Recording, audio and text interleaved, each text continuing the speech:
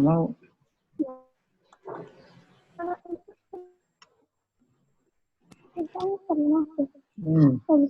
Cek mic audio, apakah terdengar? Diam. Ya. Oke, assalamualaikum warahmatullahi wabarakatuh. Waalaikumsalam warahmatullahi wabarakatuh. Wah, masih kurang semangat nih kayaknya nih. Saya coba ulang ya. Assalamualaikum warahmatullahi wabarakatuh. Waalaikumsalam warahmatullahi wabarakatuh. Nah, ini baru semangat nih. Jadi kita di sini dari Forum Excellent BUMN akan menghibur Sobat Excellent sekalian di waktu weekend Bapak Ibu sekalian agar menjadi lebih berwarna. Dan juga kami akan mengedukasi terkait dengan ekosistem transportasi sebagai katalisator perekonomian dalam program Millennial Stock Forum Excellent BUMN. Ini aku bisa Kepada Bapak Ibu sekalian atau Sobat Excellent yang sudah join dalam acara kita. Dan perkenalkan saya Aditya Dananjaya dari tim Sekretariat Forum Excellent BUMN. Kali ini kita akan mengemas program Millennial Stock dengan konsep yang berbeda, yaitu lebih santai, lebih anak muda banget nih, dan lebih milenial, sehingga Bapak Ibu sekalian dapat lebih enjoy dalam menyerap ilmu yang akan disampaikan langsung oleh instruktur atau narasumber kita nih. Baik, selanjutnya saya akan menginformasikan acara ini akan diisi dari narasumber kita yang memiliki banyak banget pengalaman. Beliau asal perusahaan dari PT Garuda Indonesia Persero Tbk dengan nama Mas Adi Nugroho. Dan juga acara ini nanti akan dimoderatori oleh Mas Ikhwan Pratama. Ini jiwanya milenials banget nih. Mas Ikhwan aja kelihatan dari fotonya, foto di gunung. Berarti anak gunung banget nih. Jiwanya jiwa milenials nih. Oke. Dan juga saya akan menginfokan terkait dengan beberapa peraturan kepada Sobat Excellent terkait dengan webinar ini. Yang pertama, mohon kepada Sobat Excellent untuk menggunakan nama asli di dalam akun Zoom-nya, yaitu contohnya nama Aditya, strip FEB, yaitu asal perusahaan atau organisasi, atau mungkin ada juga yang masih kuliah, bisa juga menggunakan nama asal kampusnya. Dan juga untuk menonaktifkan audio ketika tidak sedang berbicara agar berjalan dengan lancar. Dan mohon kepada Sobat Excellent apabila ada yang ingin bertanya dapat melalui kolom Q&A atau kolom chat yang tersedia di bawah kiri atau kanan device Bapak Ibu sekalian. Dan juga mohon untuk mengisi link evaluasi kegiatan ini yang akan kami kirimkan di slide selanjutnya. Dan juga Sobat Excellent dapat mendownload materinya di dalam link tersebut. Berikut adalah link materi narasumber dan juga link evaluasi narasumber. Jadi Bapak Ibu sekalian dapat mendownload materi tersebut di dalam link yang tersedia, mungkin bisa difoto, di screenshot, atau mungkin diketik. Ya, baik. Sebelum kita mulai, mungkin alangkah lebih baik kita membaca doa terlebih dahulu. Untuk itu kepada Sobat Excellent, berdoa menurut kepercayaan dan keyakinan masing-masing, berdoa dimulai.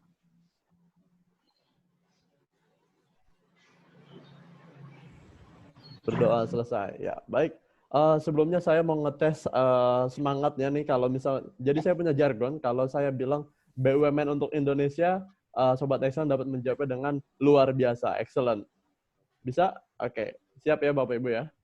Ini ada 2.000 orang loh ini, jadi harus semangat nih, suaranya harus menggelegar ya. Saya hitung ya, 1, 2, 3. BUMN untuk Indonesia?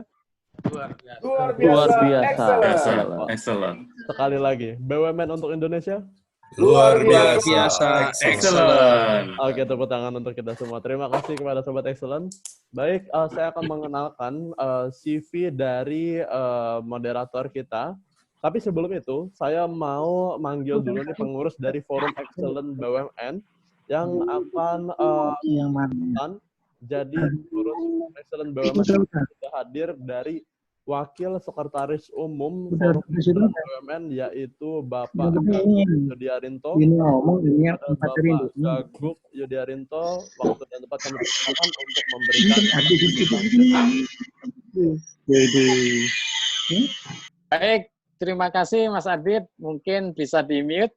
Ya, siap Pak. Terima kasih. Oke, terima kasih. Selamat siang teman-teman.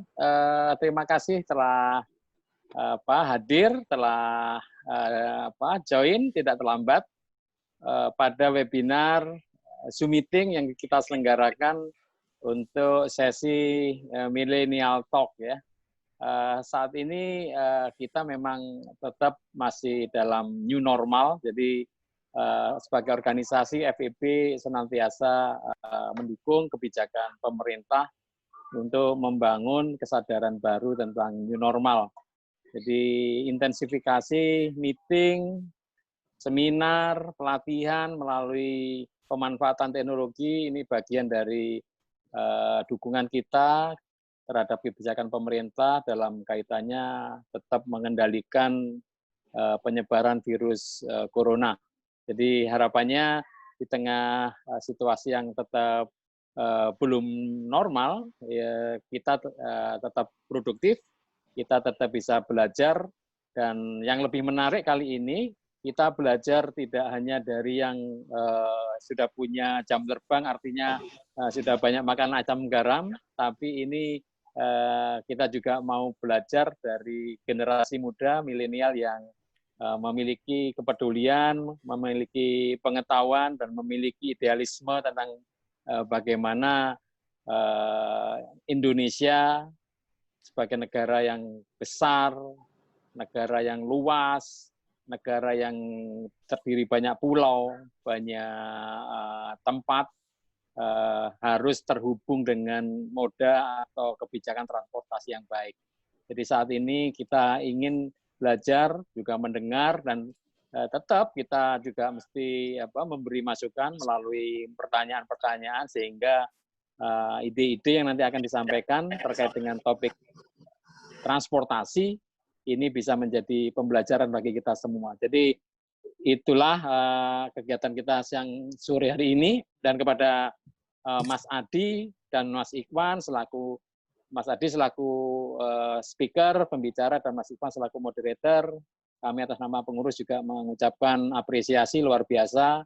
Harapannya ini menjadi model, menjadi contoh untuk milenial yang lain yang tergabung dalam penggerak, penggiat bisnis excellent, berkontribusi di dalam membangun kesadaran baru tentang new normal melalui keahlian kita masing-masing. Saya pikir begitu, tidak berpanjang kata, mari kita ikuti dengan seksama kejutan-kejutan apa yang akan disajikan dalam pemikiran dan tayangannya oleh Mas Adi. Untuk itu saya kembalikan kepada pembawa acara, Mas Aditya. Silahkan dilanjut untuk acara selanjutnya. Terima kasih, selamat belajar untuk kita semua. Ya. Excellent, salam excellent. Terima kasih banyak Pak Gaguk Yodiarinto selaku Wakil Sekretaris Umum Forum Excellent BUMN. Dan juga sebagai informasi kepada seluruh peserta bahwa nanti kita akan membagikan beberapa hadiah, yaitu untuk 3 peserta. Dari yang menang, nanti kita akan mengadakan games. Nanti untuk peserta dapat join ke dalam games tersebut, akan kita pilih 3 pemenang terbaik akan mendapatkan voucher internet. Dan juga untuk 2 penanya akan mendapatkan voucher internet juga, namun kita pilihnya berdasarkan pertanyaan terbaik. Oke. Jadi di sini saya akan menginfokan terkait dengan kurikulum vitae nih. Jadi moderator hari ini yaitu Mas Ikhwan Pratama dari PT Antam Tbk. Halo, selamat siang Mas Ikhwan. Halo, selamat siang Mas Adit. Wah, seger banget nih, udah makan siang Mas? Ya, alhamdulillah udah nih Mas ya. Oh, sudah. Oke. Mas Ikhwan nih di PT Antam Tbk ini sejak tahun 2012 ya Mas ya? Betul sekali Mas. Oke, dulu itu ditempatkan di mana kalau boleh tahu Mas? Ya, pada pertama kali tahun 2012 saya diterima di PT Antam dan ditempatkan langsung di unitnya yang di ujung timur, yaitu di Maluku Utara Mas Adit ya. Dan itu sampai 2016, alhamdulillah saya dipindah ke head office sebagai organization effectiveness specialist sampai dengan sekarang itu Mas. Oke, dan juga Mas Iwan sebagai co-founder AEC Podcast. Ini millennials banget nih Mas. Sekarang kan lagi banyak nih podcast nih. Nah itu biasanya temanya tentang apa tuh Mas, podcast di Antam ini? Ya, kebetulan untuk podcast kita ini baru saja dimulai Mas ya. Untuk starting kita kemarin masih terkait dengan pendidikan gitu Mas. Bisa diakses di Spotify-nya atau di mana? Untuk sementara masih internal kita ini Mas, karena ini forum untuk belajar bahasa Inggris bersama. Oh, gitu. Khusus internal Antam ya? Betul. Wah, luar biasa banget ini. Tentunya, ya. Mas Iwan juga ini hobinya ini wisata kuliner ya, Mas ya? Betul. Nah, wisata apa kuliner apa Mas biasanya yang Mas Iwan senangi? Kalau wisata kuliner saya yang paling seneng sih makan sate ya, sate kambing terutama. Oh, sate ya. So, saya Iya, kasih mungkin kita bisa makan sate nih habis coronavirus pandemik nih. oke siap. Tapi kalau lagi pandemi kayak gini, biasanya order makanannya pakai apa? GoFood kah atau Grab kah atau bagaimana? Oh iya, sebenarnya anak-anak dan istri kan karena sering di rumah dan jarang keluar, ya saya bawa untuk pesan makanan ya untuk dibawa pulang sih Mas, tetap dibungkus Oh, gitu ya. di take away ya Mas ya? Betul, betul. Oh, pas banget nih karena dalam proses take away itu kan ada transportasi yang digunakan ya. Nah, pas banget nih sama tema kita yaitu ekosistem transportasi sebagai katalisator perekonomian nih yang nantinya akan dijelaskan langsung oleh narasumber kita yaitu Mas Adi. Oke, tanpa berpanjang lebar mungkin kepada Mas Ikhwan Pratama waktu dan tempat kami persilakan. Oke. Ya, terima kasih Mas Adit atas kesempatannya. Baik, Assalamualaikum warahmatullahi wabarakatuh. Waalaikumsalam. Dan salam sejahtera bagi Sobat Excellent semuanya. Bagaimana nih kabarnya hari ini nih? Sehat-sehat semua Pak ya? Baik, sehat, semangat. Alhamdulillah, luar biasa. Ya, luar biasa. Pertama-tama kami ucapkan terima kasih nih dan apresiasi yang sebesar-besarnya kepada seluruh Sobat Excellent atas kehadirannya pada hari ini dalam program webinar Forum Excellent BUMN Millennial Stock.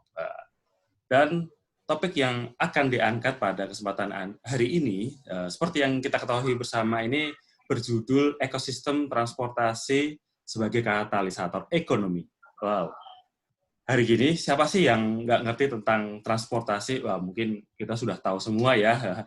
Setiap hari kita berangkat ke kantor, pulang ke rumah, atau mungkin pas weekend, Sobat Excellent ini pergi ke tempat wisata ya bersama rekan sejawatnya atau bersama keluarganya, atau bahkan hanya sekedar pergi ke pasar untuk membeli kebutuhan pokok sehari-hari gitu. Nah, biasanya kan kita menggunakan kendaraan pribadi atau kendaraan umum atau ya sekedar jalan kaki lah biar sehat gitu kan. Nah, tapi ini kok sekarang dihubungkan dengan perekonomian ya? Ada apakah ini? Apa hubungannya? Apakah ini ada hubungannya dengan cuan gitu kan? Nah, kalau ngomong seperti itu mungkin Sobat Excel langsung seger ya. Oke. Baik, rekan-rekan sekalian,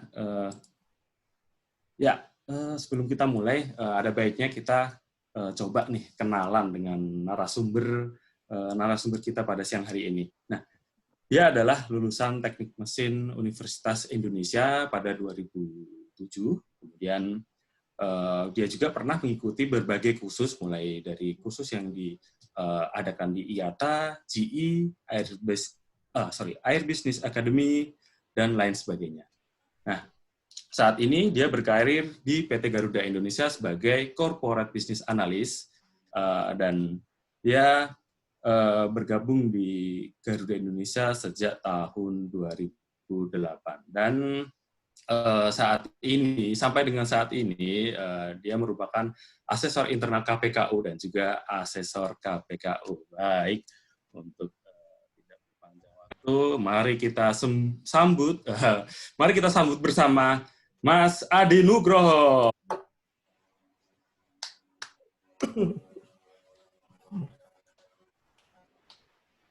Halo semuanya, selamat siang. Halo Mas Adi.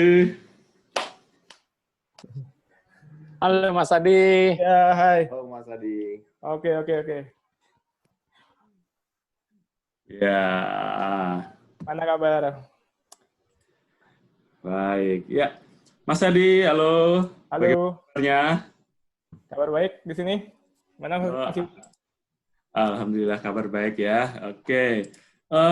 Mas Adi ini kalau saya lihat di CV-nya nih ya, wah luar biasa nih ya, selain sebagai founder, terutama founder klub kopi ini ya, juga aktif di beberapa atau banyak kegiatan lah kalau bisa kita bilang itu, di kegiatan musik, bahkan di kegiatan astronomi gitu.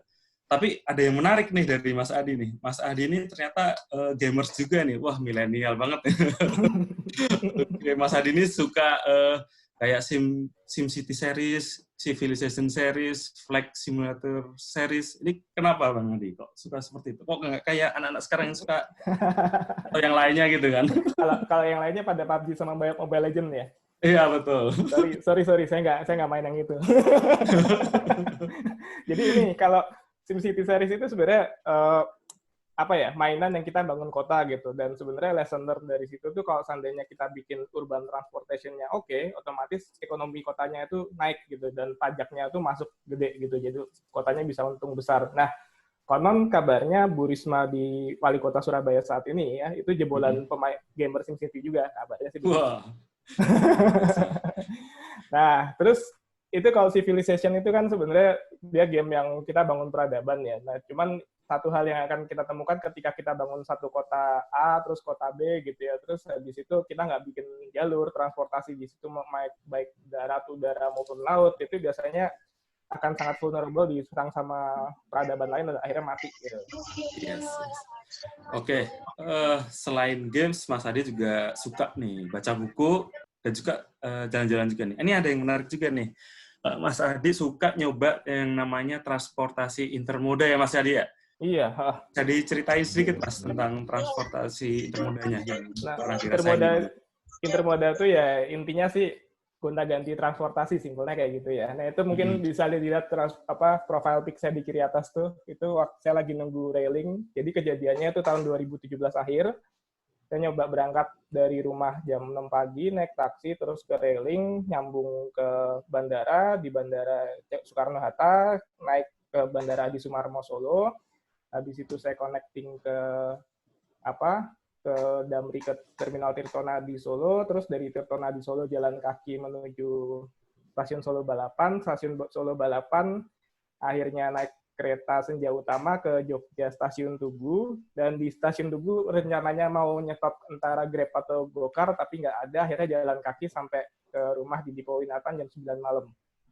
Gitu. Nah, jadinya sebenarnya kalau seandainya itu salah satu yang pengalaman saya cobain jam 6 pagi sampai rumah jam 9 malam, ya betapa sebenarnya opportunity improvement-nya transportasi di Indonesia tuh banyak gitu loh. Oke, wow, luar biasa Mas Adi ya. Ini kayaknya kegiatan Mas Adi ini banyak ya yang berhubungan dengan topik kita pagi hari ini ya.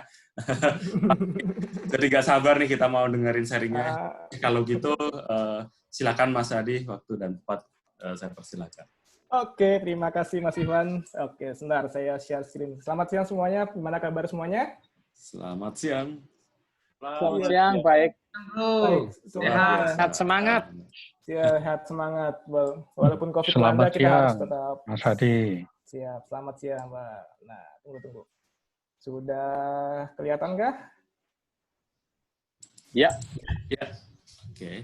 Oke. Nah, jadi kita lihat tuh mobilnya lalu lalang ya. Mobil tuh moda transportasi zaman sekarang. Nah, oke. Jadi transportasi apa sih? Ini definisinya lengkapnya. Cuman saya tahu semua pada puyeng, saya juga puyeng baca kayak gini, kita sederhanain aja deh. Jadi kalau seandainya ada dua tempat itu kiri kanan gitu ya, terus ada orang, ada barang, dan ya mungkin ada kucing, ada anjing, dan teman-temannya gitu, itu kita bisa transportasikan dari asal ke tujuan. Nah, bicara asal tujuan itu kan sebenarnya ya bisa aja dekat, bisa jauh banget.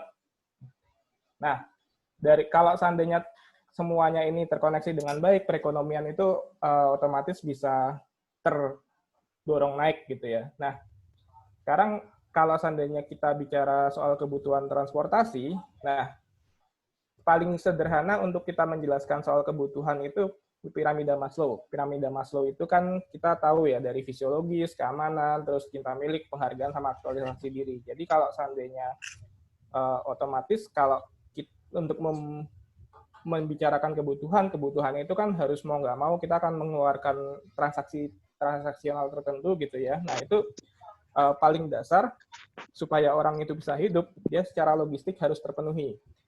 Setelah itu kita harus mengamankan si logistiknya tersebut, kita bikin mungkin perjanjian bisnis ini itu gitu ya, dan akhirnya karena ada perniagaan, orang kan mulai kerja tuh, orang mulai kerja, kadang ada yang dia kerjanya dekat rumah, kadang ada yang akhirnya kayak tadi Mas Iwan tadi ke Maluku Utara. Nah, akibatnya mungkin Mas Iwan kangen ya kalau tiap Lebaran dulu di Maluku Utara ya. Oh iya, Mas. Itu makanya pada tingkatan tertentu akan ada kebutuhan namanya visiting family and friends. Ini jadinya biasanya common practice kita singkat menjadi VFR, dan itu biasanya cenderungnya pada saat-saat seperti Lebaran, Natalan, atau Tahun Baru kayak gitu ya. Nah, setelah itu ada satu lagi kebutuhan, kalau seandainya, wah ini kayaknya udah Lebaran, udah oke nih datang terus gitu ya. Atau mungkin udah Lebaran, Natalan, Tahun Baru, Waisak semua yang kembali ke rumah gitu ya. Kayaknya ada yang kurang nih, apalagi ya tentunya kita akan jalan-jalan, wisata, terus juga ziarah gitu ya. Mungkin Mas Iwan udah pernah ya sampai di ini perang umroh, Mas Iwan? Ya pernah Mas, kebetulan Mas untuk umroh. Alhamdulillah udah pernah ya. Iya.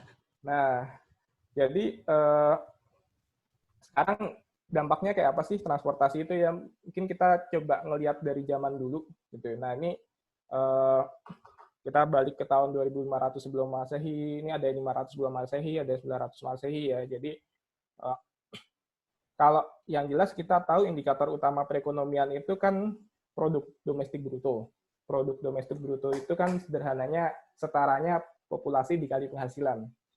Tapi kalau kita ngelihat era sebelum revolusi industri, semua itu kan 80% populasinya itu kan sebenarnya hidup di luaran di luaran kerajaan lah kayak gitu ya. Jadi mereka cenderungnya ya yang namanya penghasilan adalah penghasilan yang cukup untuk hidup. Jadi otomatis dengan begitu kita akan melihat sederhananya dengan jumlah populasi ini artinya perekonomian daerah situ cukup tinggi.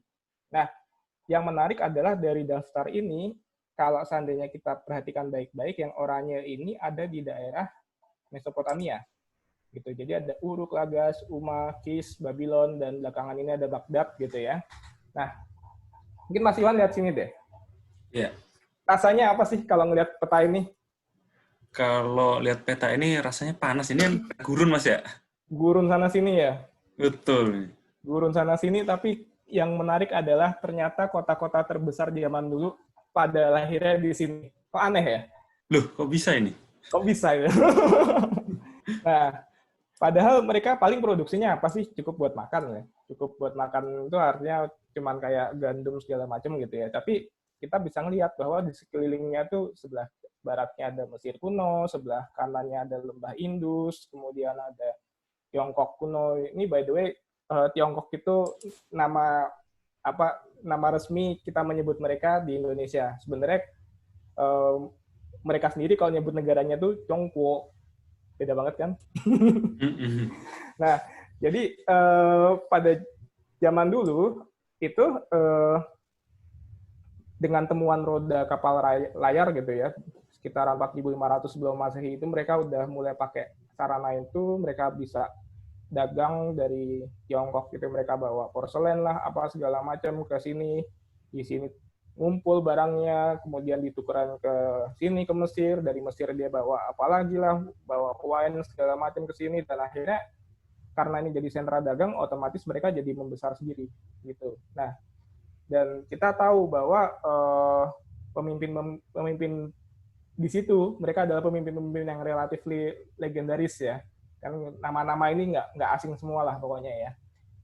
Nah, cuman sekarang begini, jadi walaupun kita tahu itu simpul transportasi tadi ya, kalau seandainya mau diubek-ubek dikit itu bisa loh gitu. Jadi begini, kalau kita lihat tahu Alexander Agung itu dari Makedonia, dia waktu tahun 330 sebelum Masehi dia mendirikan Alexandria di sini, dan Alexandria ini karena pada zaman itu kekuasaannya efektif, semua perdagangan larinya ke sini, dan ini menjadi kota yang sangat besar, akhirnya sempat dikuasai oleh dinasti Ptolemainya Mesir, kemudian oleh Romawi. Nah, Romawi ini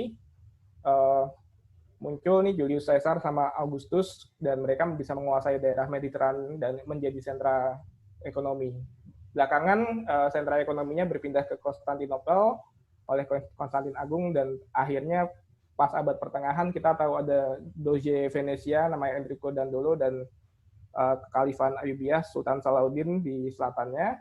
Dan kita juga tahu bahwa Baghdad itu akhirnya dihancurkan oleh pasukan Mongol tahun 1258, sehingga semua perdagangan dari timur itu larinya lewat Trebizond, dan ini ada Venesia ini dia bisa memonopoli perdagangan rempah-rempah lewat ini, pedagang-pedagang Arab yang lewat Trebizond ini. Jadi waktu itu orang taunya rempah-rempah dari mana? Dari India.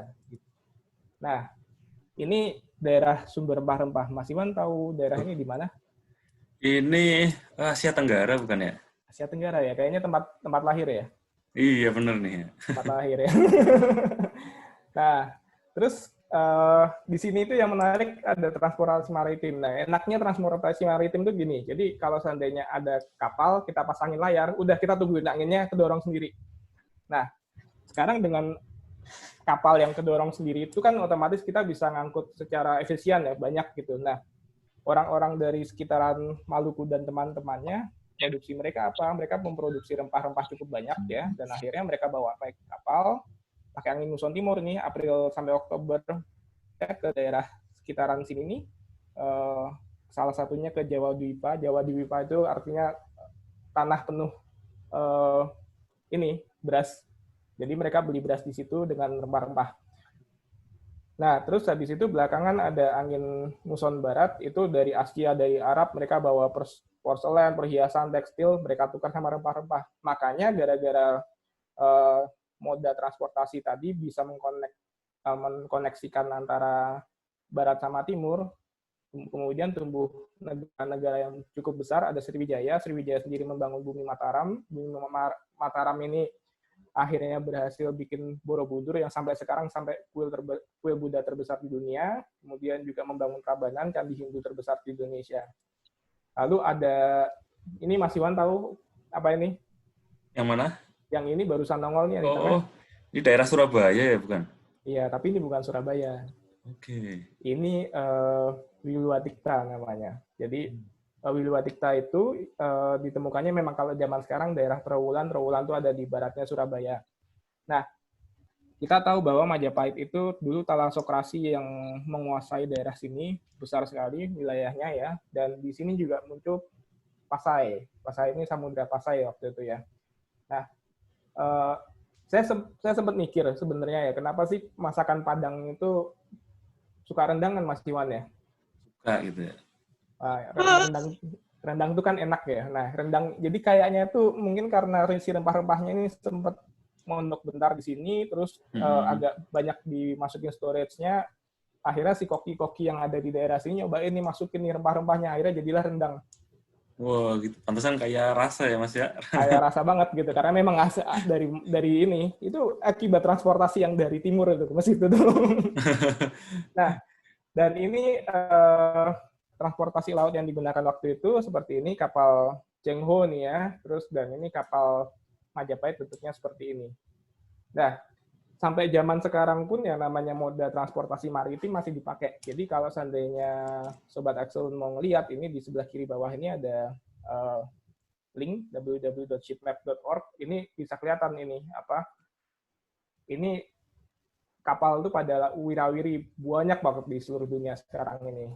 Nah, balik lagi ke cerita tadi yang namanya rempah-rempah itu dibawanya lewat ini nih, ini jalur sutra. Jadi kita nggak, ya nama transportasi itu tidak hanya cukup ininya ya, modanya, tapi juga jalurnya, mau nggak mau gitu. Karena jalurnya ada jalur darat, ada jalur laut. Jalur sutra ini dulu awalnya dari Kaisar Wu, itu dinasti Han, dia berkuasanya dulu di kota namanya Chang'an. Kalau sekarang daerah Xi'an. Nah, sekarang kalau kita lihat di peta ini lebih luas lagi.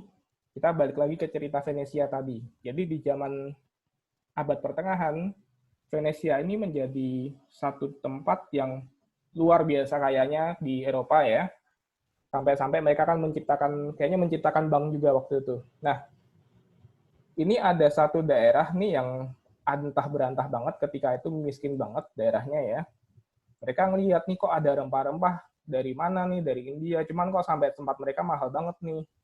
Nah, waktu itu mereka mulai berkembang pemikiran, sebenarnya harusnya kalau seandainya bumi itu bulat, kita berlayar ke barat, kita bisa dapetin ini dong, India gitu. Nah, makanya mereka bikin ini nih ke daerah-daerah sini nih, kerajaan-kerajaan Liberia itu inovasi teknologi dari Caravel, Carax, Galeon, dan navigasi jalur alternatif, akhirnya muncullah namanya Columbus. Columbus mendarat, dia ngakunya ini India, padahal bukan India, ini Kepulauan Bahama waktu itu. Nah, Portugal nyobain melewat jalur lain. Mereka ngelewatin ini namanya Cabo da Boa Esperança, mereka bilangnya, atau Cape of Good Hope, atau kita bilang Tanjung Harapan Baik. Kemudian mereka bikin koloni di Goa, bikin koloni di Malaka, Spanyol. Di sisi lain mereka bikin sirkumnavigasi. Sirkumnavigasi itu jadinya mereka membuktikan bahwa bumi itu bulat, bukan datar. Ini kalau pembicara bumi bulat, bumi datar bisa panjang. Jangan dibahas di sini nanti ya. Di internet aja Mas ya. Itu di internet aja. Nah, si Portugis ini bikin perjanjian sama Sunda Kelapa. Waktu saya nggak berapa lama sama Pangeran Jayakarta dihancurkan. Nah, akhirnya mereka juga sempat menguasain daerah sini yang akhirnya belakangan jadi Brazil. Makanya Brazil ngomongnya Portugal kan bahasanya. Nah, di era itu ada satu daerah kecil yang waktu itu masih dalam daerah kekuasaannya kerajaan-kerajaan Iberia ya. Ini ada namanya Cornelis de Houtman. Cornelis de Houtman ini orang Belanda. Dia tahun 1595 sampai 1597 dia bikin ekspedisi nih ke daerah kita. Nah, mereka akhirnya gitu, wah ini ada satu rute nih dan potensinya perdagangan rempah-rempah itu ada. Tapi karena mereka miskin, nggak mungkin mereka bisa langsung nembak ke situ. Makanya mereka bikin satu inovasi organisasi, mereka konsolidasi itu semua perusahaan-perusahaan dagang yang ada di Belanda menjadi satu VOC, dan VOC ini by the way sampai zaman sekarang belum pernah ada yang ngalahin valuasinya perusahaan manapun yang di dunia yang ada zaman sekarang. Nah, dia bikin inovasinya bukan hanya itu, dia mendirikan koloni di sini, Kap Koloni ini di Tanjung Harapan juga ya, terus mereka juga bikin koloni di Batavia. Dan kalau seandainya mau lihat ke daerah kota, itu adalah sisa-sisa peninggalannya VOC. Nah, dengan lalu lalangnya kapal-kapal Belanda yang isinya rempah-rempah, ada yang ngiri nih. Nah, Britania Raya atau kita biasa kenal Inggris ya, mereka akhirnya nguatin angkatan lautnya. Mereka tahu mereka kalah. Nah, akhirnya mereka gedein nih Ship of the Line, dan puncaknya ketika tahun 1920 mereka mempunyai angkatan laut terbesar sedunia. Nah, akibat dari ini inovasi-inovasi tadi, si Eropa kolonial itu punya keunggulan ekonomi yang lumayan gitu. Jadinya kita bisa lihat perdagangan internasional per kapita dinilai dalam pound saat itu ya. Ketika era eksplorasi Iberia, Portugal atau Spanyol dan Castilla itu ini nggak ada kompetitor, mereka naik perekonomiannya. Tapi kemudian ketika VOC Belanda mereka mulai ngebentuk, ada kompetitor baru nih naik ngalahin mereka yang tadi. Dan ketika Angkatan Laut bikin inovasi militer, mereka akhirnya menjadi nomor 1 perdagangan internasionalnya. Jadi mereka yang menjadi sangat kaya luar biasa di situ. Nah, sebenarnya ini ada yang ikutan kecil di bawah sini ini Prancis ya, cuman karena ketidakstabilan politik di dalam negerinya, mereka mendepak rajanya Raja Louis XVI kan waktu itu ya. Akhirnya ya sudah, ini nggak sampai sebesar yang lain di situ.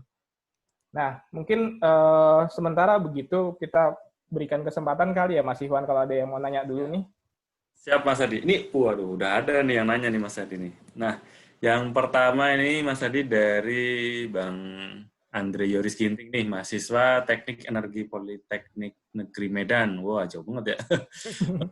Ini kalau kita ketahui bersama, ini pertanyaannya Bang ya, ini kalau kita ketahui bersama keberadaan sektor transportasi tentu sudah sangat menunjang tumbuh kembangnya perekonomian Indonesia, terkhusus untuk sektor pertanian dan peternakan ya kayak tadi ya.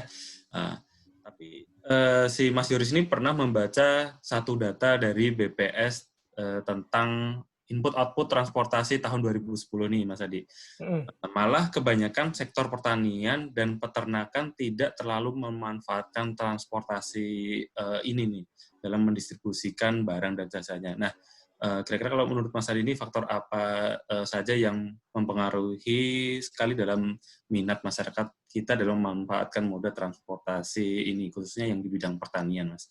Oke, mungkin ini ya. Jadi sebenarnya yang namanya transportasi itu kan kita bicaranya ekosistem. Nah, ekosistem itu artinya nggak bisa tuh berdiri sendiri transportasi. Ini nih, lu angkut nih pertanian ke sini. Tapi kan perlu ada yang ngelola. Jadi perlu kita informasikan bahwa misalnya contoh ya, kita tahu apa sih namanya rempah-rempah ada di Maluku. Tahu dari mana sih rempah-rempah ada di Maluku? Dia ngasih tahu. Kalau dia ngasih tahu, otomatis mungkin si perusahaan transportnya bisa dikonekkan sama yang yang tadi itu rempah-rempah di Maluku itu gitu ya. Yang di rempah-rempah di Maluku juga otomatis harus dikoneksikan sama yang perusahaan transportasi itu. Mungkin sederhananya kira-kira jawabannya seperti itu. Oke, siap. Thank you Mas Adi. Ini pertanyaan kedua nih dari Pak Gaguk nih Mas. Nah, ini Indonesia sebagai negara maritim tentunya memerlukan mode transportasi laut dan fasilitas pelabuhannya sebagai fasilitas pendukung ya. Nah, gimana nih menurut pandangan Mas Adi atau pendapatnya Mas Adi tentang kebijakan pemerintah terkait kualitas layanan transportasi laut dan pelabuhan yang ada saat ini, Mas? Silakan, Mas. Oke, kalau yang laut saat ini ya kelihatannya itu kan kaitannya ke logistik segala macam ya sekarang ya. Dan memang harus jujur-jujuran sih kita kayaknya cukup banyak yang harus diperbaiki di situ sih. Gitu, terutama untuk kemudahannya akses segala macam. Kira-kiranya seperti itu sih. Masih banyak yang bisa improve ya. Banyak yang improve-nya pokoknya. Nah ini tadi ada Bro Dharma dari PTPN 3, Resen ya. Oke, kalau belum. Dari Pak Agung Purnomo tadi sih nanyain gimana tentang perkembangan transportasi di Indonesia nih gitu. Gimana apa? Dan bagaimana perkembangan transportasi yang ada di Indonesia dan faktor-faktor penting apa saja yang sangat dibutuhkan nih untuk mensinergikan antar moda transportasi yang berbeda. Oh itu nanti ceritanya pas akhir. Oh ini kita kayaknya ini bisa lanjut ke next slide ya Mas ya. Next dulu ya. Oke, jadi kalau tadi itu kita bicaranya zaman dahulu. Ini kita mendekati ke zaman sekarang. Yang zaman dahulu itu kira-kira berhentinya di daerah sini, industri 2.0. Jadi si British Empire itu dia memanfaatkan kapal laut yang pakai uap kan waktu itu ya. Dan sebenarnya akibat ini salah satu dampak daripada Great Britain itu punya keunggulan ekonomi. Mereka akhirnya gara-gara punya keunggulan ekonomi, mereka punya kepastian hukum, punya kepastian jadi secara ekosistemnya mereka stabil lah gitu ya. Dan akhirnya mereka bisa mulai mikir yang aneh-aneh gitu. Makanya waktu itu pada saat industri 1.0 ada James Watt. James Watt ini mesinnya akhirnya dipakai ke sini. Ada Rudolf Diesel sama Otto yang akhirnya bikin mesin dan lama-lama ya udah makin berkembang luas ke zaman sekarang. Nah, akibat daripada perkembangan teknologi itu, yang namanya biaya transportasi juga makin turun, begitu juga biaya komunikasi. Nah, kita bicara tadi komunikasi. Nah, komunikasi kayak tadi, contohnya kan misalnya, wah ini rempah-rempah ada di itu tuh, ada di Ambon, ada di Maluku. Oke. Ternyata di Maluku itu ini loh, keren loh pemandangannya gitu ya. Makanya dari komunikasi tadi kan, nongol nah informasi kan. Dan seperti tadi gitu ya. Contohnya misalnya pemandangan Maluku indah sekali gitu. Akhirnya muncullah kebutuhan yaitu pariwisata sama perdagangan. Jadi orang mulai kepikiran yang aneh-aneh gitu. Nah, sekarang bicara pariwisata dengan adanya transportasi ini satu produk intangible tapi ada gitu loh. Nah, ini kita bisa lihat bahwa Eropa paling gencar memanfaatkan ya, dan sebenarnya dari dahulu kala orang juga udah betapa yang namanya tourism itu lumayan gitu, maksudnya lumayan istilahnya tuh orang bisa bikin refreshing lah dari tourism gitu ya. Ini contoh, ini iklan dari tahun 50-an, Visit Bali Indonesia, ini iklan Garuda by the way, dan kemudian ada Pan Am-nya sekarang udah bangkrut, ini ada Avianca, dan airline lain. Nah, kalau kita bicara pariwisata, sebenarnya pariwisata tuh mungkin terbentuk kok kalau seandainya kepemimpinan, kalau kita fokus sama pariwisata. Nah, kita bisa lihat bahwa di sini ada 3 besar, Tiongkok, Thailand, sama Jepang. Dan Jepang ini mereka bikin leap yang cukup tinggi di sini. Kenapa mereka bisa begitu? Karena pada tahun 70-an akhir, Deng Xiaoping, dia memutuskan untuk mempromosikan pariwisata untuk dapetin devisa di negaranya. Nah, Thailand itu tahun 79 mereka bikin otoritas pariwisata Thailand. Makanya nggak heran nih Thailand sampai sekarang kan masih yang termasuk yang besar di Asia. Dan ya ini yang cukup efektif adalah Kankocho dari Jepang. Dia tahun 2008 dia bikin stimulasi ekonomi lokal untuk 5 target utama pariwisata gitu. Nah, sekarang gini, jadi kalau seandainya kita bicara sebenarnya ekosistem transportasi modern itu kayak apa aja sih? Nah, di situ kan otomatis ada, kita bicara transportasi itu ada transportasi yang deket-deket banget, ada yang agak jauhan, ada yang jauh banget. Nah, yang deket banget itu urban. Urban itu otomatis kita akan perlu jaringan jalan macam-macam gitu ya. Terus habis itu angkutan penumpang publik, logistik, sama pribadi. Nah, terus ada jaringan kereta kota. Kalau jaringan kereta kota, kalau di Jakarta kita punya itu ya, komuter line ya. Kalau di Singapura mereka punya SMRT, di Hong Kong mereka punya MTR. Nah, kemudian dari semua jaringan ini ada konektivitas intermodanya. Jadi dari kereta kita bisa pindah ke yang kereta jarak jauhnya, kita bisa pindah ke airportnya, kita bisa lari ke pelabuhannya. Nah, regional ini kita udah mulai bicara antar kota, sebenarnya basically sama aja yang di sini, cuman ini bicaranya lebih jarak jauh ya. Dan otomatis kalau jarak jauh, ini kita udah mulai butuh yang namanya jaringan kereta antar kota, dan mulai ada kebutuhan kereta cepat. Makanya sekarang kan lagi dibangun tuh kereta cepat Jakarta-Bandung. Dan ada banyak nih contoh kereta cepat di dunia yang cukup sukses ya, misalnya Shinkansen, terus SNCF TGV-nya Prancis, atau China Star-nya ini, Tiongkok tadi. Dan ini akan perlu fasilitas penyeberangan, kapal kargo regional, penerbangan regional. Kalau yang antar benua, kayaknya belum ada yang lewat darat atau laut buat penumpang ya. Nah, itu cenderungnya akan ada penerbangan antar benua sama kapal kargo antar benua. Kalau kita ngelihat si perjalanan udaranya sendiri, kalau urban kayaknya nggak mungkin naik pesawat ya. Mungkin sih naik pesawat, cuman harus ini, vertical take off landing. Nah, kalau yang regional, pesawat akan pakai pesawat, tapi kecenderungannya orang akan point to point dengan kondisi teknologi yang ada sekarang. Kalau antar benua ya, itu kayaknya kalau seandainya si biaya perjalanannya belum bisa dimurahin banget, orang akan cenderung ganti-ganti antar maskapai connecting. Nah, ini bicara transportasi urban. Ini jadi ada studi dari McKinsey & Company Juni 2018.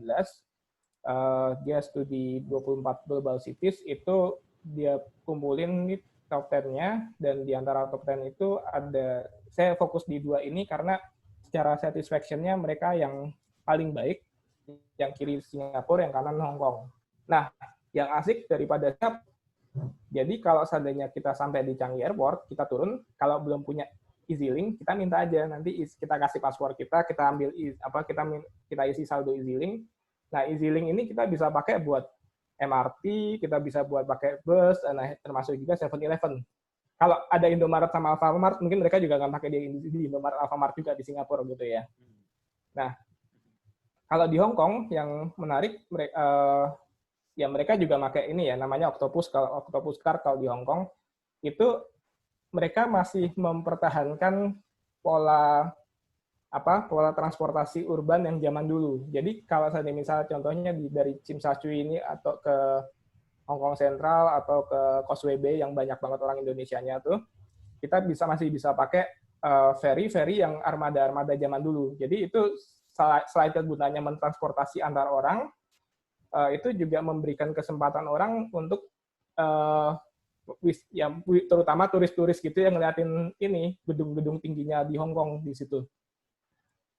Nah, sekarang kalau kita bicara yang agak jauhan dikit, otomatis kita bicaranya bandara ya.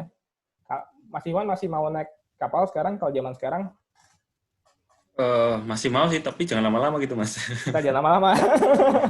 Gitu, makanya kenapa orang itu cenderungnya sekarang memilih transportasi udara karena memang lebih cepat gitu. Dan memang kalau zaman dulu itu orang itu kan transportasinya cuman cenderungnya regional, belum jauh-jauh amat gitu. Makanya waktu tahun 2000 itu yang paling ramai bandaranya ini. London Heathrow, Chicago O'Hare, Atlanta Hartsfield-Jackson,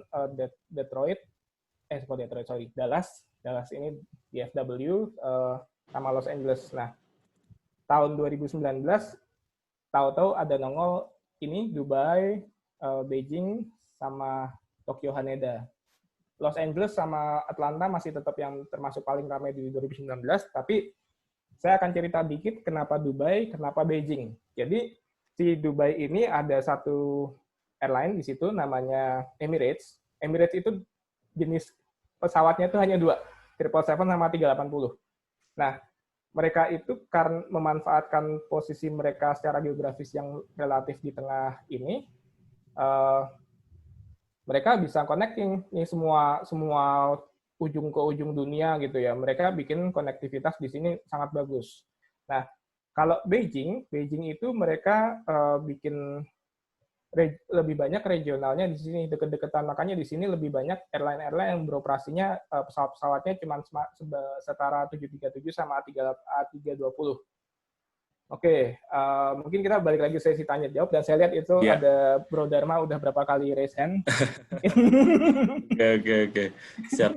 Berarti tadi di awal sesi kedua itu sebenarnya kayak udah menjawab pertanyaannya Pak Agung Purnomo tadi Mas ya, yang perkembangan transportasi di Indonesia ya. Ini kurang lebih sama atau agak telat nih transportasi di Indonesia itu Mas? Transportasi di Indonesia sebenarnya harusnya kita bisa mencontoh yang seperti tadi itu.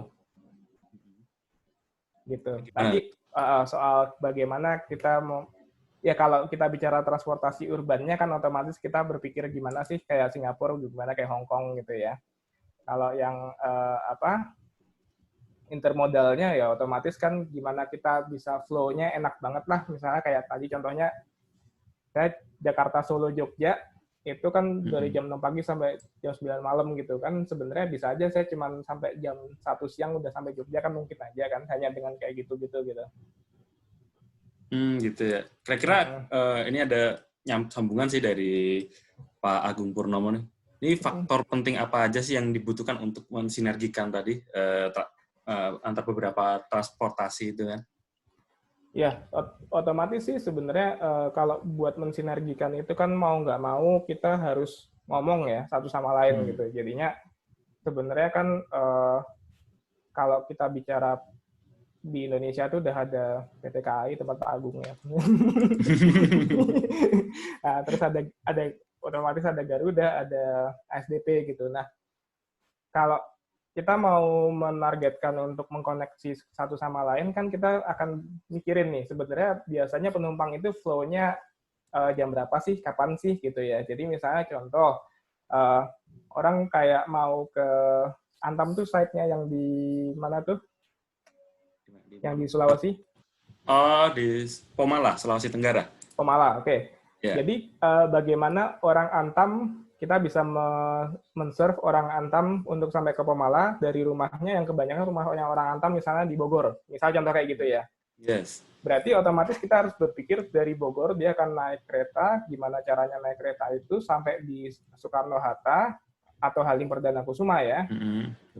Itu dia pokoknya begitu dia turun kereta, jadi kita tahu jam berangkatnya dari Bogor jam berapa, sampai di Bandara Soekarno-Hatta jam berapa, dia pasti akan connecting naik naik kereta yang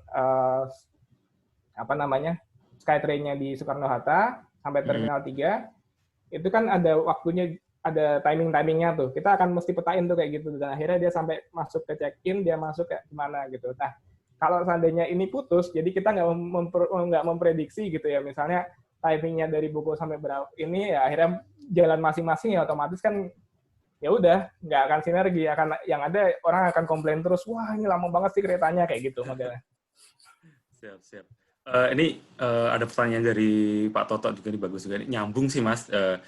Kan tadi Mas Adi sempat menyampaikan kalau beberapa jenis transportasi ini kurang diminati karena berbiaya tinggi ya. Nah, ini gimana sih melakukan analisa jalur kritis transportasi antara darat, laut, dan udara di Indonesia ini yang menyebabkan ekonomi berbiaya tinggi sehingga produk kita kurang kompetitif nih dibandingkan produk sejenis di ASEAN atau global nih. Nah ini kalau ini kayak berbicara lebih ke arah komoditi Mas ya.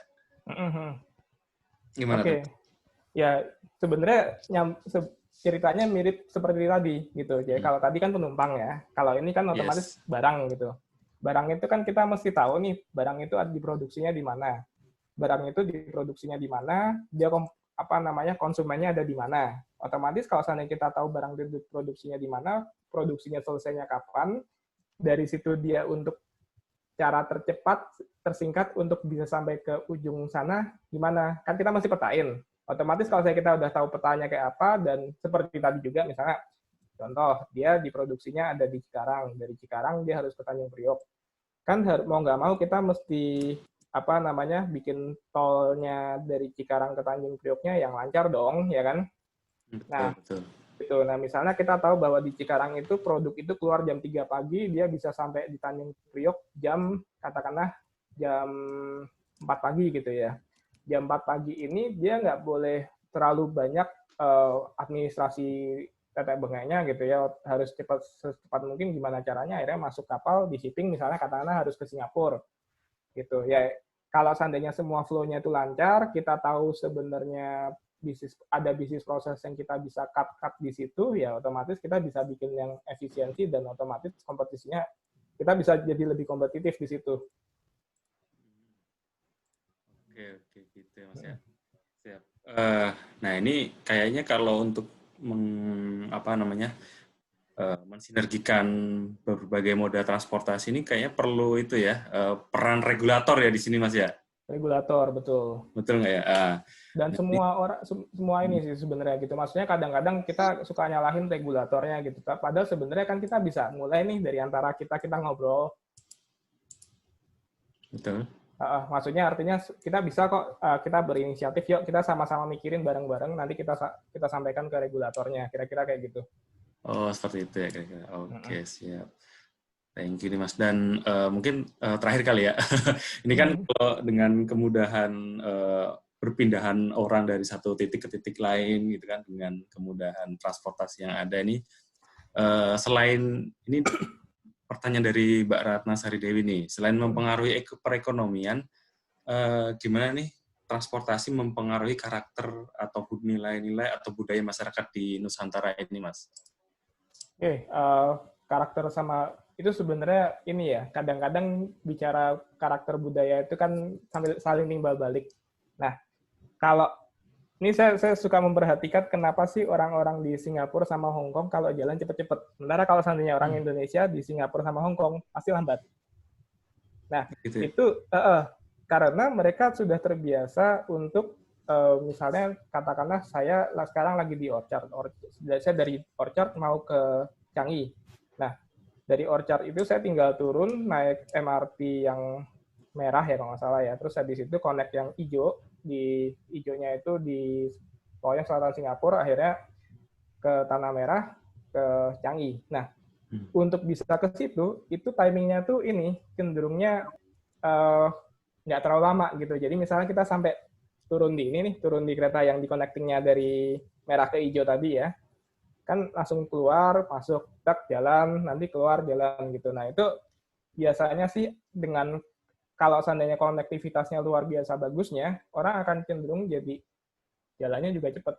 Mungkin salah satu budaya kayak gitu. Nah, budaya yang lain ya otomatis ya kayak kita ketemuan, terus kita ngobrol-ngobrol, kan otomatis kita jadi saling tahu nih, saling kenal gitu ya. Misalnya Mas Iwan sukanya kuliner, saya sukanya ngopi. Oh, kita bisa ngobrol soal kayak gitu ya. Arahnya akhirnya pengembangannya seperti itu. Siap Mas. Oke Mas. Oke, mungkin kita lanjut dulu kali ya, Mas Sadi ya. Ya. Oke, siap. Silakan. Oke. Nah, sekarang kita bicaranya udah ke masa depan nih. Jadinya sekarang kan kita tahu industri 4.0 ini kan ada digitalisasi ya. Digitalisasi itu sebenarnya kalau di transportasi dulu udah mulai dari sistem reservasi, dari yang sekedar nyatet aja buat di perusahaannya sendiri, seperti American Airlines sama Japan National Railways waktu dulu. Dan akhirnya secara elektronik United Airlines ini dia bikin tahun 94, dan IATA itu Asosiasi Air Transport Internasional tahun 2008 mewajibkan 100% tiket itu harus elektronik. Nah, salah satu dampaknya kan otomatis orang jadi bisa saling share informasi penumpang, ini PNR-nya kayak apa gitu. Dan makanya United pada tahun 97 dia bisa bikin Star Alliance, kemudian nggak mau ketinggalan American Airlines dia bikin One World, dan Delta dia bikin SkyTeam. Nah, sekarang Garuda juga ikutan di SkyTeam di sini. Kemudian kita tahu dengan data-data yang ada ini kita bisa manfaatkan, kita kumpulin, kita cari. Makanya ada Yahoo, ada Ask Jeeves, ada Google, Baidu, sama Bing. Nah, lebih lanjut lagi, data-data yang dicari tadi dikumpulin, diagregasi. Ini ada Expedia, Skyscanner, Agoda, Tiket.com, Traveloka. Mungkin Mas Iwan suka nyari tiket murah ya? Iya, pasti Mas. Salah satu itu, atau mau nginep di mana gitu kan. Nah, ini dia pakai agregator pencari ini, dan akhirnya karena semua data itu udah saking seamless-nya, kita bisa aja nih, kita tahu, kita pakai kita implement di kendaraan bersama gitu. Makanya ada Uber, ada Gojek, ada Karim nih nyewa mobil, ada Grab, ada Flapper. Flapper itu kayak nyewa pesawat pribadi gitu. Nah, jadinya hiperkonektivitas ini akhirnya bisa mendorong terciptanya AI, intelijensia artifisial. Nah, mungkin kenal sama logo-logo ini yang paling, jadi Google Assistant, kemudian ada Apple Siri, ada Microsoft Cortana, ada Amazon Alexa. Nah, tentu nggak terbatas ini ya. Jadi mereka lakukan adalah istilahnya machine learning. Jadi mereka bisa mereka sendiri menganalisis data-data yang ada. Jadi bukan manusia yang menganalisis, tapi mesin yang menganalisis. Akhirnya mereka bisa bikin kesimpulan ini itu, mereka bisa jalan sendiri. Nah, makanya kemudian ini memungkinkan kita bikin otomasi kendaraan gitu. Jadinya dari yang sama sekali nggak ada otomasi, kemudian ada yang driver assistance. Ini kayak misalnya kita nyetir Matic gitu ya. Terus ada partial automation, ini sebenarnya sudah terjadi di pesawat. Jadi pesawat itu kita tinggal ngentri posisi-posisinya di mana, otomatis pesawatnya akan ngarahin gitu. Atau pada titik tertentu kita bisa mendarat sendiri karena si bandaranya ada instrument landing system. Kemudian ada conditional automation, ini dia bisa tahu lingkungannya kayak apa, dan di pesawat juga dalam hal tertentu kayak misalnya di depan kita ada pesawat ngarah ke kita, dari jauh dia udah ngedeteksi, terus pesawatnya otomatis belokin supaya nggak nabrak. Keren tuh Mas. Lalu habis itu high automation, jadinya udah hampir semuanya ya, dan akhirnya ya udah nih kalau kita lihat yang full automation ini tuh orang tinggal baca udah sampai. Nah, itu makanya sekarang ada namanya kendaraan otonom gitu. Jadi kendaraan otonom ini ada salah satunya yang sedang dikembangkan sekarang nih, Boeing Passenger Air Vehicle yang tadi saya bilang vertical take off landing untuk kebutuhan transportasi urban. Airbus, dia ngembangin City Airbus. Sebelumnya mereka sempat ngembangin Vahana juga, cuman mereka udah tinggalkan Vahana, dan ini baru rilis. Ini saya mau share satu video ya. Jadi Garmin Autonomy, kalau tadi kan saya sempat sebut kalau pesawat itu sebenarnya bisa mendarat sendiri di bandara tertentu asal bandaranya ada instrument landing system gitu, dan si pesawatnya juga instrument landing system yang saling comply. Tapi ini mereka baru certified kalau nggak salah Mei tahun ini, mereka baru launch di South Piper sama Vision Jet itu akhir tahun lalu. Ada minum nggak? Mungkin kita lihat aja videonya ya, yang ini.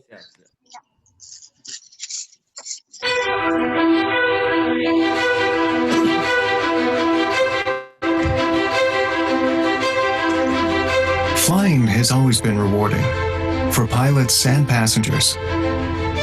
Whether that's traveling efficiently for business or enjoying fun and adventure with family and friends. But the pilot is responsible for keeping those passengers safe. Now there's a new way to protect them. It's Garmin Autonomy, featuring Autoland. Autoland is a revolutionary technology that monitors the pilot's interactions with the aircraft. It automatically activates if it senses the pilot isn't responsive, or it can be manually activated by passengers. Emergency Autoland activated. The Emergency Autoland system is controlling the aircraft and will land at the safest nearby airport. Autoland takes complete control of the aircraft. It searches airports for the best option for landing. It considers multiple factors, including fuel range, weather, and runway size. And it flies around terrain and weather. It automatically communicates with air traffic control and transmits the appropriate transponder code. And it updates passengers with flight progress, including time to landing. Emergency Autoland has already informed air traffic control of your situation. Your estimated time to landing is shown on the top of all 3 displays. Autoland autonomously flies the approach. Your airplane has begun maneuvering into position for the final approach to landing. The Emergency Autoland system is controlling all flight functions. And it lands and comes to a full stop on the runway. Wait for aircraft and propeller to stop before exiting the aircraft. That's Autonomy, featuring Autoland. Only from Garmin. Nah, kalau ngeliat gini, Mas Iwan kira-kira pilot bakal masih dibutuhkan nggak? Aduh, ini jawabnya ya. Bisa ya, bisa enggak, Bang. Tapi kalau sebagai orang awam masih milih yang ada orangnya saya. Oke, mungkin ini sesi tanya jawab terakhir ya. Siap, Bang. Oke, Mas Adi ini sudah banyak pertanyaan lagi nih, Mas. Wah, ini kayaknya minatnya banyak nih. Luar biasa nih, teman-teman nih. Ya, oke. Terkait dengan ini nih, perkembangan teknologi dan transportasi ya, terutama ya. Nah, ini sejauh mana nih publik bisa memahami rating transportasi Indonesia gitu kan di posisi global transportasi gitu, Mas. Terus kalau ini nyambung ke pertanyaannya Bang Oklan nih, kalau menurut Mas Adi, strategi apa yang baik dan perlu dibangun untuk transportasi ke depannya, serta bisa merata ke dan bagaimana juga terkait penanganannya dalam hal polusi yang ditimbulkan ke depannya gitu kan. Oke, mungkin 2 dulu kali Mas ya. Oke, tadi itu jadinya bagaimana orang melihat transportasi Indonesia gitu ya kira-kiranya ya. Iya. Jadi ratingnya di mana gitu kan? Ratingnya di mana saya memang belum sempat nyari sebenarnya ratingnya kayak apa gitu. Cuman seenggaknya bisa dirasain sendiri kayak apa sebenarnya. Tapi setidaknya hal yang saya pribadi rasakan cukup banyak perbaikan yang terjadi belakangan ini ya, termasuk juga apa contohnya di KAI. Saya sejujurnya saya sangat wow banget sama KAI gitu ya. Dulu saya naik kereta, saya jujur aja Pak, saya mesti ngaku dosa ke Pak Agung, saya sempat naik di bagian masinis zaman dulu waktu masih kuliah. Tapi itu sekarang udah nggak boleh lagi. Jadi sebenarnya secara safety kan kalau seandainya ada penumpang di daerah masinis kan bahaya banget ya.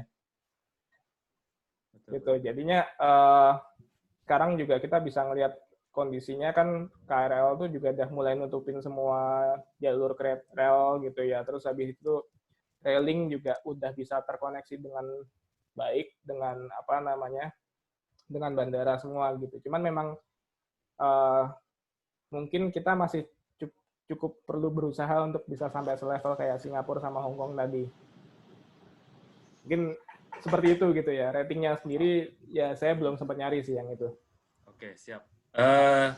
Lanjut Mas. Strateginya ya. Strateginya ya sebenarnya sih kalau di KPKU kan kita belajar ya yang namanya, jadi KPKU itu kriteria penilaian kinerja unggulnya BUMN, itu kan salah satu yang kita mesti pertimbangkan kan market. Jadi yang pertama itu kita tahu bahwa yang namanya customer itu maunya kayak apa, kayak tadi saya cerita penumpang contohnya Antam dari Bogor mau ke Pomala gimana ceritanya, kemudian logistik dari Cikarang dia mau ke Singapura gimana caranya. Nah, yang pertama ya kita mesti tahu dulu customer-nya maunya gimana sih gitu ya. Nah, customer-nya mau gimana, otomatis kita mesti bantu secara operasional. Nah, secara operasional kan kadang-kadang ada nih yang daerah-daerah yang memang sangat-sangat sulit dilayani ya. Jadi regulator memang pada titik tertentu dia perlu bikin yang namanya semacam PSO, Public Service Obligation. Jadi Public Service Obligation itu layanan publik di mana sebenarnya kalau memang pemerintah ngeh bahwa itu daerah potensial dikembangin dan mau dikembangin, ada semacam subsidi ke situ gitu. Tapi memang untuk itu kan kita mesti bicara nih satu sama lain, kita mesti nge-research marketnya dulu seperti apa, kita petain yang benar, kemudian akhirnya kita rancang operasionalnya gimana. Operasional tidak memungkinkan, otomatis ya kita perlu bantuan dari pemerintah juga dan semua pihak terkait. Dan nggak hanya itu, kalau kita extend lebih lanjut ke bicara ekosistem yang tadi, misalnya katakanlah ada vendor ini, ada industri mana gitu ya, industrinya tadi juga perlu berkembang gitu. Jadinya supaya ada nih barang yang kita transport, jangan kita udah bikin infrastrukturnya tapi nggak dipakai gitu kan. Sayang banget ya. Sayang banget. Mungkin itu kali jawabannya seperti itu. Oke. Ini ya terkait dengan kondisi saat ini nih, Mas Adi nih, dari Pak Ma'ruf Heru nih, dalam masa pandemi COVID, di mana transportasi menjadi salah satu yang terdampak, ya, setuju kan Mas ya? Banget. Betul. Nah, menurut Mas Adi nih, gimana sih caranya jasa transportasi kita agar bisa bertahan dan sustain? Oke, satu lagi. Mungkin ini, sorry, yang tadi saya izin jawabnya pada saat nutup nanti ya, karena itu ada yang saya pengen sampaikan. Yang bisa menjawab pertanyaan barusan. Oh, yang terkait COVID ya? Oke. Baik, oke. Terus kalau mungkin Indonesia kan untuk transportasi ini agak ketinggalan, Mas ya, daripada negara-negara maju lain. Nah, kalau ini dari Pak Bambang Mulyawan, kira-kira inovasi yang tepat dilakukan untuk mendongkrak kinerja excellent transportasi, terutama untuk Indonesia itu seperti apa, Mas, kalau menurut Mas Adi? Kita mulai dari mana nih, gitu kan?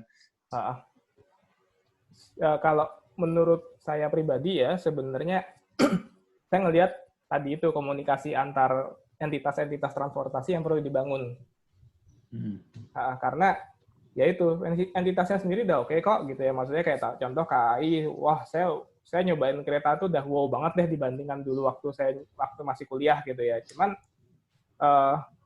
ya kan kadang-kadang ada kebutuhan tuh, saya misalnya contoh saya dari Solo terus saya harus naik kereta kemana, kan nggak bisa, ya otomatis kan KAI sama Garuda perlu ngomong nih, misalnya nih ada sekian penumpang travel ke sini, kita bisa bangun kok konektivitasnya yang bagus gitu. Nah, ya ujung-ujungnya sih balik lagi ke gimana caranya mengintegrasikan satu sama lain gitu di situ. Seperti itu kira-kira. Ya, berarti kita mulai dari integrasinya dulu ya. Integrasinya dulu. Siap. Tadi ada pertanyaan dari Mas Gans. Nah, kalau menurut Mas Adi, strategi apa yang bisa kita lakukan untuk menghadapi global emission ke depan gitu kan? Terkait pesatnya era transportasi yang ada di Indonesia nih. Oke, bicara soal itu, jadinya sebenarnya kan kita tahu nih memang transportasi itu kan dampak buruknya adalah ke lingkungan, kita pakai fossil fuel, terus akhirnya kebuang CO2 cukup lumayan banyak ya. Nah, sebenarnya ada macam protokol Kyoto, ada semacam CORSIA gitu ya, jadi carbon offset, saya nggak apa persisnya gitu ya. Itu memang belakangan ini dibentuk regulasi-regulasi pembatasan polusi. Contohnya di EU itu mereka kalau di Uni Eropa, jadi kalau seandainya pesawat domestik terbang, dia harus bayar sekian di charge ke Eropanya gitu. Nah, terus juga sebenarnya sudah ada upaya-upaya nih untuk menggunakan sumber energi alternatif seperti contohnya ngambil biofuel gitu. Jadinya misalnya dari kelapa kita pakai buat bahan bakarnya pesawat gitu. Ada juga kita pakai listrik. Kira-kira seperti itu. Sebenarnya udah ada arah-arah untuk itu. Kalau kita udah pakai bahan bakar yang mana nih, Mas? Masih aviation fuel, jadinya masih Jet A1, belum sampai ke situ. Ya otomatis sama ini ya, sama Pertamina premium segala macam ya. Oke. Terus ini dari Pak Gaguk nih, Mas, nyambung dari bahan bakar tadi. Nah, ini dukungan dan sinergi antara pemerintah pusat, kemudian kebijakan Pemda ini gimana nih, Mas? Sama pemerintah pusat sama Pemda dalam soal bahan bakar ya. Sebenarnya seingat saya sempat ada kayak anjuran supaya kita mulai ngarah ke biofuel gitu ya. Tapi memang sepertinya itu dulu nggak serius-serius amat gitu. Jadi dulu kan kita tahu sempat ada biosolar tapi saya belum dengar bio Pertamax gitu. Nah, mereka sampai ningkatin 5% biodiesel dalam biosolar. Nah, memang sebenarnya mau nggak mau sih pemerintahnya harusnya agak nge-force ya untuk memakai yang itu tadi, yang biofuel itu.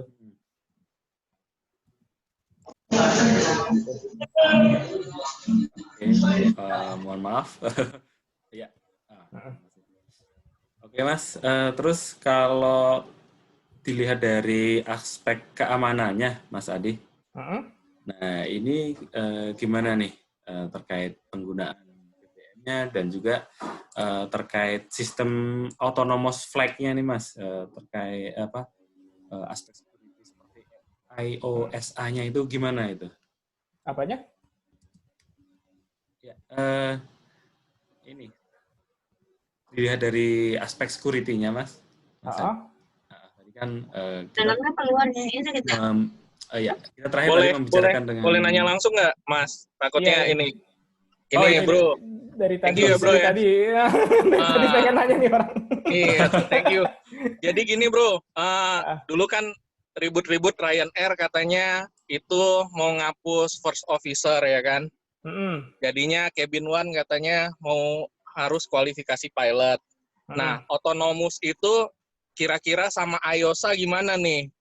Udah temenan atau gimana? Karena kan IOSA nih sering bilang security.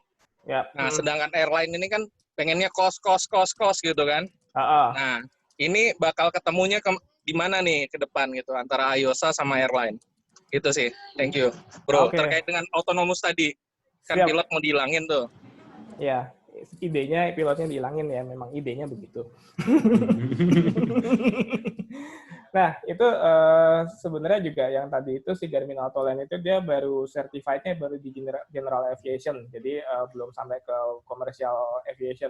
Nah, dan memang sebenarnya yang namanya General Aviation itu banyak kecelakaan sih, karena kan orang siapa aja bisa nerbangin sih di situ tuh. Asal certified di personal license. Nah, kalau soal IOSA segala macam, mereka kan biasanya ada ininya ya, ada reviewnya gitu. Reviewnya kalau seandainya emang mereka yakin banget ininya aman sih, proseduralnya aman, kan mereka tuh biasanya yang namanya IOSA tuh ribetnya adalah kesisteman. Jadi kalau kesistemannya udah oke, harusnya mereka oke. Jadi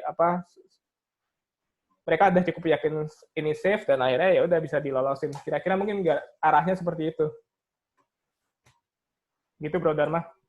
Oke, thank you. Jadi jalannya masih panjang nih autonomous flight ya. Tentunya nggak ini. Dan memang sebenarnya kalau tadi kan ada cerita itu tuh Boeing PAV ini ya, dia pada saat uji coba penerbangan kelima dia crash. Sampai sekarang belum dirilis kenapanya. Wah. Gitu. Nah, memang harus secara sistemik udah diuji coba banyak, udah safe baru dirilis. Tapi bukan menutup kemungkinan suatu hari akan seperti ini. Oke, thank you.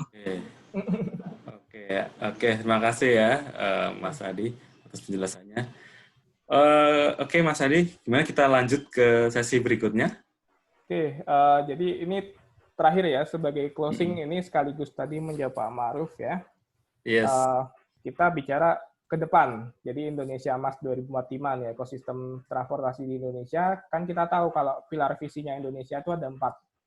Pembangunan SDM dan penguasaan ilmu pengetahuan dan teknologi, pembangunan ekonomi berkelanjutan, pemerataan pembangunan, ketahanan nasional, dan tata kelola pemerintahan. Nah, kalau kita bicara soal ini, pembangunan ekonomi berkelanjutan, di situ kan kita tahu ada ini pembangunan infrastruktur, ketahanan energi, investasi, ketenaga kerjaan, industri, ekonomi kreatif, pariwisata, kemaritiman, ketahanan pangan, perdagangan luar negeri, sama komitmen lingkungan hidup. Banyak ya, saya sampai habis napasnya.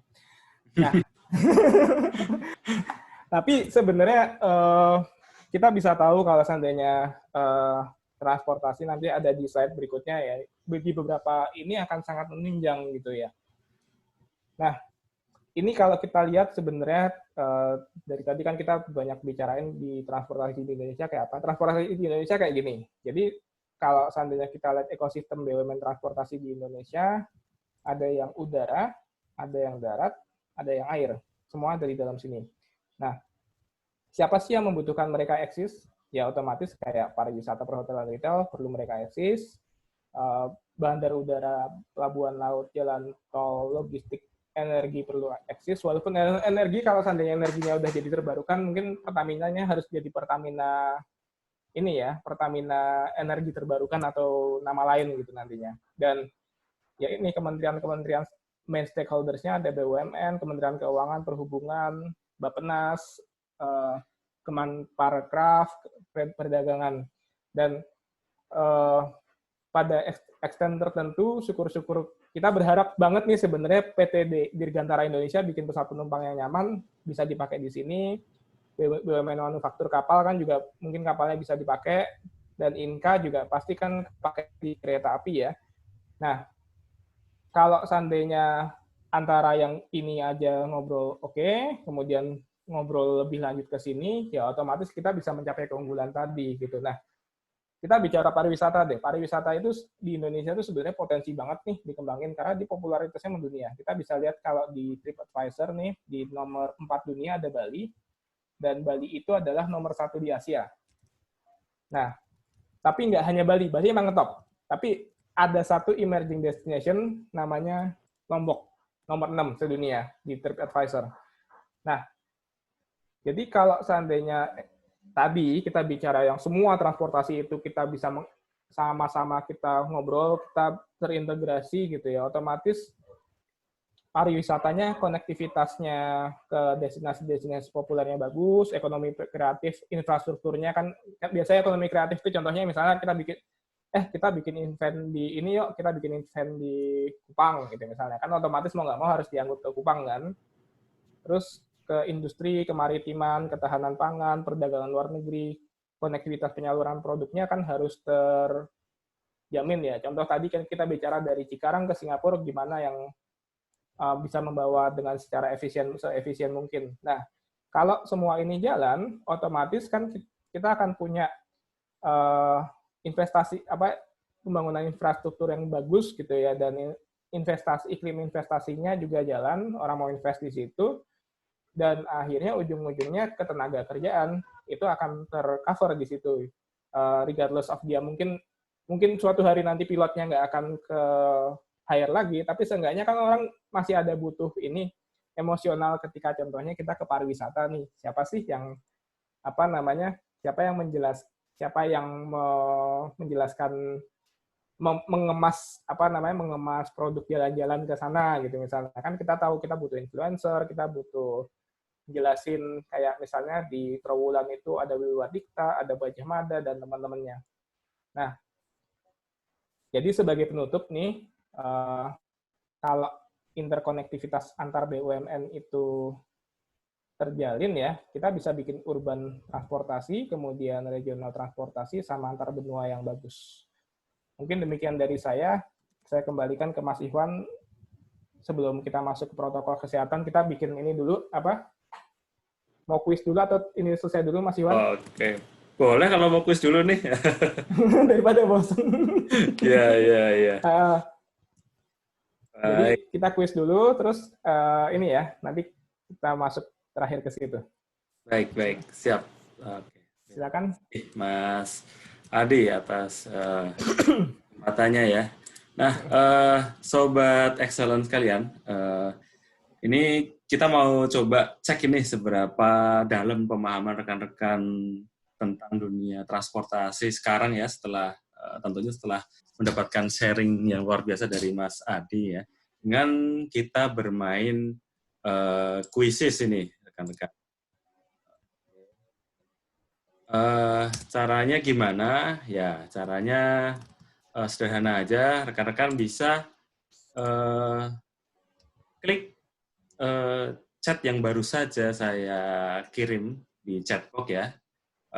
Itu bisa diklik atau di-copy di browsernya, atau rekan-rekan bisa tulis di browsernya joinmyquiz.com. Ini sambung ya. Kemudian silakan masukkan kodenya 812265.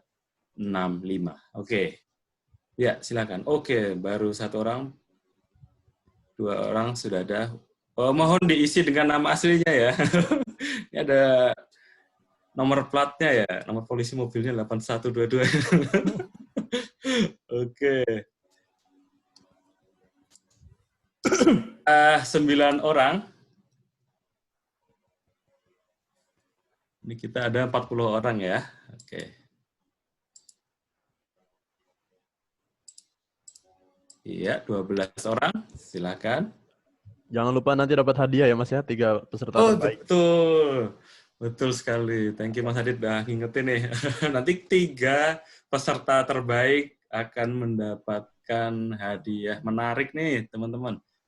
Ayo, ini kenapa baru 14 orang? Silakan. Silakan. Oke, 15 orang ya, masih kita tunggu. Ya, masih mau nambah lagi? Oke, apakah ada penambahan lagi nih? Oke, kita langsung mulai aja ya, Mas Adit, boleh Mas ya? Silakan Mas. Nanti yang lainnya, teman-teman yang lainnya bisa menyusul ya. Oke, mohon bersiap-siap ya. Ya, Bismillah.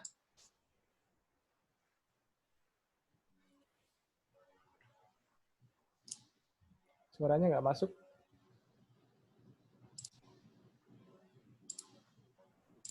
Ya. Ya, nomor 1 ada Dwi apa Pak Dwi ini? Wah, 100 lorak ya. Baik.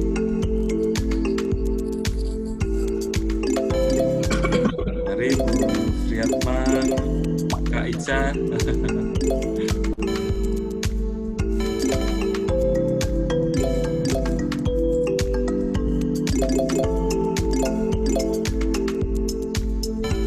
Waduh, ada 812265. Aduh, siapa ini?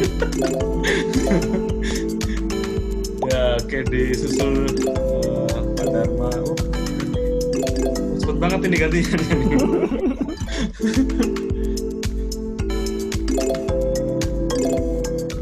Oke, Pak Maruf, Pak Friatma.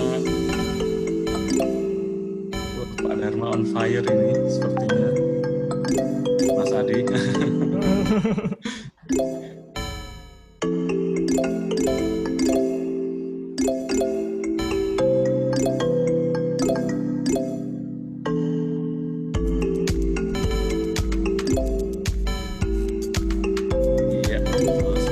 ada Mas Dharma nih. Ada Mas Dharma ya. Oke, sedikit lagi selesai. Silakan. Siapa tadi dilempar ke atas? Kak Ica, Kak Friatma, Pak Maruf.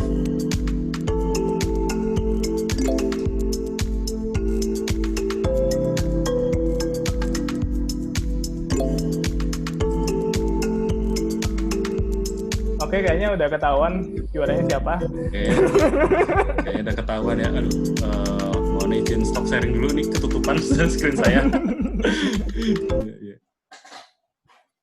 Mohon diinfo tuh nama akunnya tadi 816. Oke. Oke. Ya. Iya. Menangnya adalah juara 3 Pak Vicensius, juara 2 812265 dan juara 1 Pak Dharma. Oke. Mohon untuk para pemenang terutama 812265 dapat menghubungi Mas Adit ya atau MC kita pada acara ini. Oke. Ya, mohon info ya namanya ya. Oh, itu udah ada Pak Andre Yoris. Oke. Oke. Nah, Mas Adi. Ini terakhir ini, jadi sebenarnya tadi sekaligus menjawab pertanyaannya Pak Ma'ruf ya. Kan nih COVID-19 ini kan sangat-sangat berdampak banget nih ke kita semua gitu ya. Tapi sebenarnya sudah ada kok pengalaman-pengalaman kita terdahulu kita mengatasi pandemi epidemi zaman dulu ya. Black Death, flu Spanyol, SARS, flu babi, sama COVID-19. Nah, bedanya mungkin gini ya. Jadi kalau yang namanya si COVID-19 ini kan sudah sangat mendunia dan kita perlu peran aktif sama-sama gitu. Karena sebenarnya ini tidak hanya terbatas di transportasi doang. Kita lihat nih pertumbuhan kasus barunya global masih naik, Indonesia juga masih naik. Kenapa? Mas Indonesia tuh cenderungnya nggak disiplin pakai masker contohnya. Nah, negara-negara ini yang di bawah kita lihat Tiongkok, Vietnam, Selandia Baru, ternyata mereka efektif kok bisa nahan kasus gitu ya. Memang mungkin kita perlu saling ngingetin sebenarnya. Karena kalau seandainya ini semua sudah selesai, transportasinya nanti bisnis transportasi bisa jalan normal lagi. Nah, ini dari IATA kita dianjurkan selalu pakai masker karena bisa melimit droplet itu sampai 90%. Terima kasih dari saya. Saya kembalikan lagi ke Mas Iwan. Mungkin langsung dipilih Mas Iwan itunya. Oke. Apa? Tanya terbaiknya Mas Adi ya? Iya. Baik. Oke. Terima kasih banyak nih Mas Adi atas sharing dan inspirasinya pada siang hari ini. Ya, untuk selanjutnya ini yang juga dinanti-nanti ya, sama Sobat Excellent juga nih, pengumuman penanya terpilih nih ya Mas Adi ya. Oke, yang pertama ini coba saya umumkan, namanya adalah Pak Mas Dharma Siregar. Oke, silakan. Masih ada nggak sih? Masih. Oh, masih ada ya? Siap. Terima kasih. Kemudian... Selamat, Mas Dharma. Selamat, Pak Dharma. Jangan dibilang udah dibocorin, Pak Gagu. Enggak, jujur. Asli, cerdas. Siap, bercanda, sorry. Terima kasih. Dan yang kedua ya. Yang kedua ya, oke. Siap-siap. Pak Tato ini. Pak Toto. Pak Toto, iya, sorry, Pak Toto ya. Masih ada nggak beliau nih? Oh, ya, ada. Selamat Pak Toto. Selamat senior, luar biasa.